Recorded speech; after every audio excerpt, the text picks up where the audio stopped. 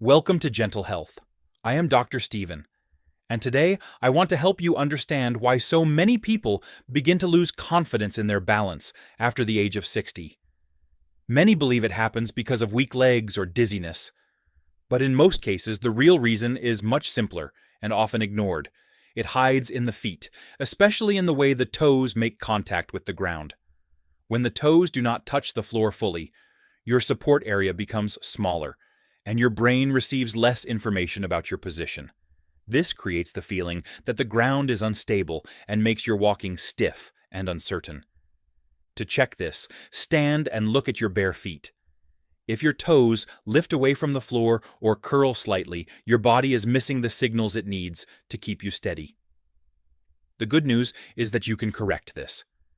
The first movement is the towel scrunch. Sit on a chair with a small towel under your foot. Spread your toes, reach forward, grab the towel, and pull it toward you. This wakes up muscles that may not have worked for years. The second movement is the seated toe extensor stretch. Place one foot on the opposite knee, hold the top of the foot, and gently pull the toes downward until you feel a comfortable stretch. Hold it, breathe calmly, and finish with a gentle massage to bring warmth and sensitivity back to the foot. Repeat with the other leg. The third movement is the standing foot stretch at the wall. Place the top of your toes against the floor with your toenails down, and slowly shift a little weight onto the leg.